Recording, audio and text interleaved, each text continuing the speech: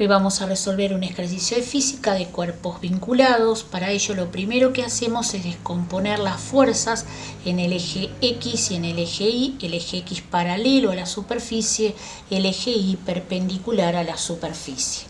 Una vez que tenemos ya hecha la descomposición de las fuerzas para cada cuerpo, aquí les dejo las fórmulas para calcular los pesos en cada eje.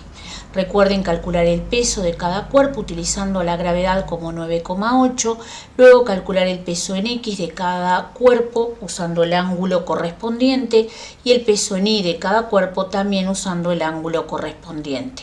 Para el cuerpo 1 el ángulo era de 30 grados, para el cuerpo 2 el ángulo 46,3 grados. Como vemos, el peso en X del cuerpo 1 es mayor que el peso en X del cuerpo 2, por lo tanto el cuerpo 1 baja por la superficie, mientras que el cuerpo 2 sube por la superficie debido a la relación entre los pesos de cada uno de esos cuerpos.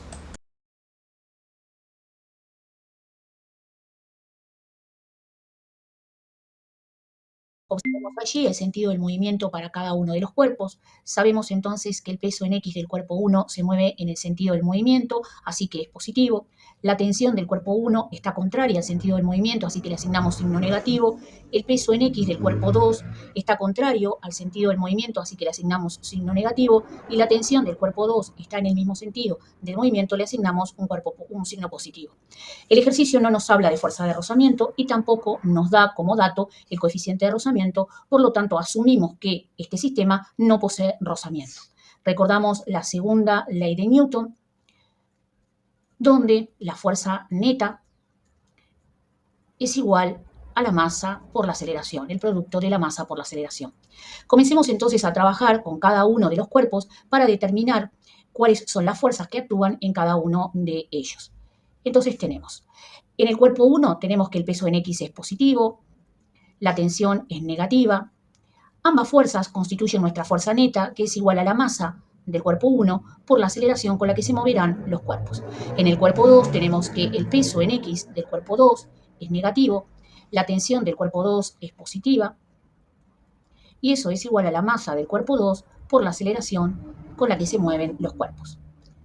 Si sumamos estas fuerzas, tenemos que la tensión del cuerpo 1 y la tensión del cuerpo 2 se pueden cancelar. Bien, cancelamos la tensión del cuerpo 1 y cancelamos la tensión del cuerpo 2 y nos queda que el peso en X del cuerpo 1 menos el peso en X del cuerpo 2, eso es igual a la masa del cuerpo 1 más la masa del cuerpo 2 por la aceleración del sistema. Sustituyendo estos valores, vamos a obtener la aceleración del sistema. Para eso debemos recordar cuánto vale el peso en X del cuerpo 1, cuánto vale el peso en X del cuerpo 2, cuál es la masa del cuerpo 1, cuál es la masa del cuerpo 2, para entonces poder continuar con el ejercicio. Aquí les dejo los valores de los pesos en X del cuerpo 1 y del cuerpo 2.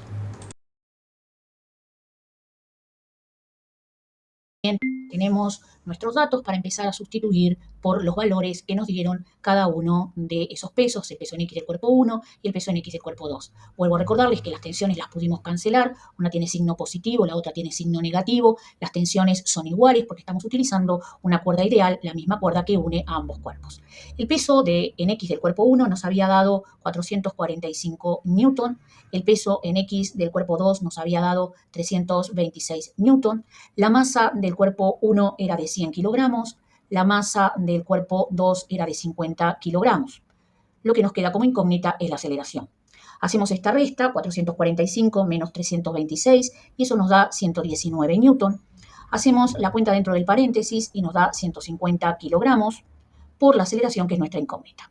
150 está multiplicando, pasaría dividiendo, nos quedaría 119 newton dividido 150 kilogramos.